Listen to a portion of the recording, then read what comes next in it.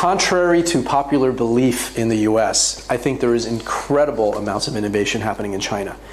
I think the common wisdom is that because in the US the university systems have been around longer in terms of the fundamental science research that's been done there, and also there's venture capital that's in Silicon Valley and New York and Boston, and sort of this entrepreneurial mindset that's been around for a long time, that the US is the center of the innovation world and China is playing catch up or copycat.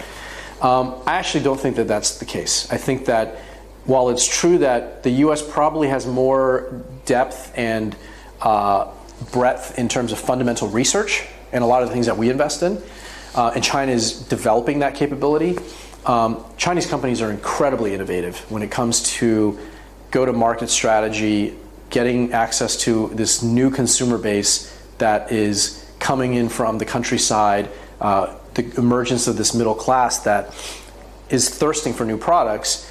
The Chinese are incredibly creative and innovative on how to get to this new class of consumer in a way that American companies don't need to be as innovative. LanzaTech is addressing one of China's biggest problems, which is air pollution. They've developed a platform technology that converts waste gas, so the toxic gas that comes out of the smokestacks at steel mills, other industrial factories, the carbon monoxide and carbon dioxide gas that currently is causing a lot of problems with pollution in the big cities in China. So LanzaTech has developed this platform that converts that gas into valuable fuels and chemicals. So they can take the carbon monoxide at a steel mill and on site biochemically convert it into ethanol, acetic acid, butadiene, and a broad range of products that can be sold on the open market. So it's valuable then for two reasons. One is that it is addressing the pollution problem directly with these industrial factories, and it's also creating renewable products that all can be sold on the open market. So the company has developed a technique that is also very capital efficient compared to a lot of the other ways that you address carbon. So right now you can build $1 billion pipeline and ship it to another place to use the carbon dioxide or carbon monoxide, or you can drill underground and you hope that geologically it works. Here, for less than $50 million, you can get a factory that will sit next to your steel mill or your industrial factory that can address that gas immediately on site.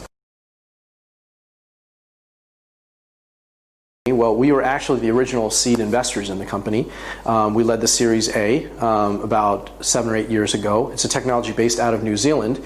And so a lot of the early thinking was, how do you take a scientist and a great technology that's based in New Zealand and think through how to build a company around it and think through the different products that you can focus on and the global markets where you can focus.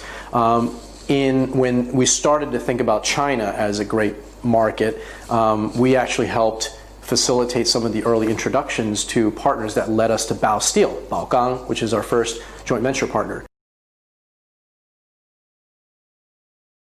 So outside of emission reduction, there's a huge opportunity in transforming transportation for China.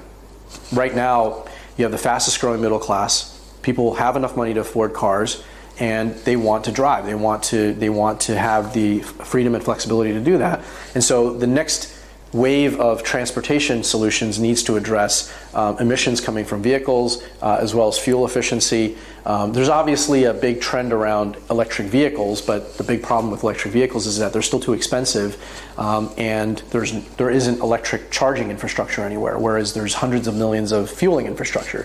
So from our perspective, addressing the transportation problem is a very big issue in China and other parts of Asia and India certainly, and we have several technologies that do that, including ecomotors, which is this technology that is what we think is the next generation of combustion engine technology.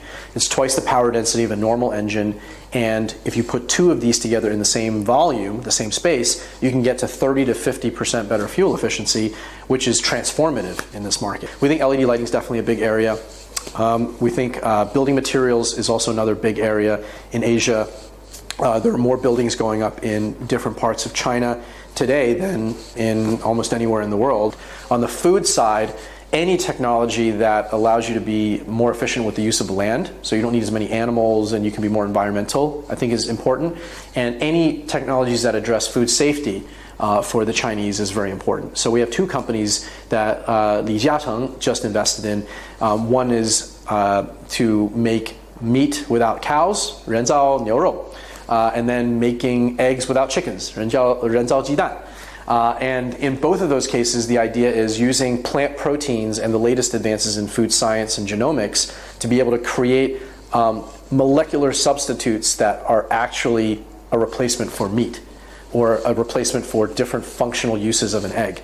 And so in China, it's potentially very valuable because we don't have enough cows to feed this growing middle class, and you fast forward 10, 20 years, there's not enough land to put all these cows, right? So, so these are important areas. And then on the last area around agriculture, I think many technologies that can improve crop productivity, that all, again, comes down to, can you use the land that you have that's limited in China to make enough food, fruit, vegetables, so that you can feed this growing population that's going to demand it. So we now have 12 companies that have some activity in China, either a joint venture partnership, licensing deal, equity investment, that have successfully made the journey across the Pacific. Now, whether ultimately the partnerships are successful remains to be seen, but they've been able to take an important initial step. The challenge for me and my colleagues is that every deal is different. Our partners, in many cases, have never worked with an American company. And we're building a deal structure from scratch. Many of them want to come in and buy the company or get 51% of the equity of a company. Well, that's a no-go. So we have to find a way to structure something where it's culturally compatible with the way they think about ownership and involvement in a company, but also suitable for the type of investment needs that we have. And for a lot of these sustainability companies, we need them to put money in to invest the capital, we put in the technology, so the partnership works. But it is very challenging because of the cultural and language barrier. Most of my senior management teams have no one on the team that speaks Chinese, so I end up being the de facto chairman who represents the company speaking Chinese to negotiate a deal. And then in other cases, you have just fundamental differences around, what the right type of deal structure is for often a very unsophisticated investment partner on one side, and another partner, technology partner, that's afraid of doing business in China. So one of the companies that I mentioned earlier, Eco Motors, the engine company, we actually did this in two steps. We had first a non-exclusive licensing partnership with a publicly traded company called Chung, that is a automotive engineering and components company. We offered them an engine product, right? So they agreed to invest $200 million US to build our first plant in Anhui, Chung, this city in the middle of nowhere, but building a plant where we don't have to put in any capital. We put in our technology non-exclusively, and we get access to guaranteed capacity. So it's clean tech done right. It's a good type of deal for a company like ours that has limited resources but great technology. Stage two was a joint venture with Zhongguo and its engine subsidiary. So this is the second largest automaker in China. Once they saw Zhongding working with us, they wanted a piece of the action, and they wanted to work with us to commercialize not a diesel engine, but a compressed natural gas version of the engine, and methanol version of the engine. And so then we entered into a 51-49 joint venture with them, where again, they have responsibility to contribute capital into any plant. We contribute IP non-exclusively, and off we are in commercializing the technology with them.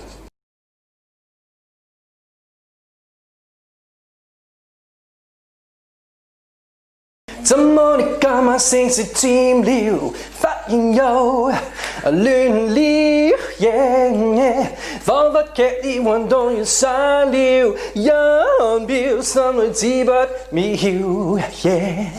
這晚你去過哪裏吧？願那個他靜靜談着舊調。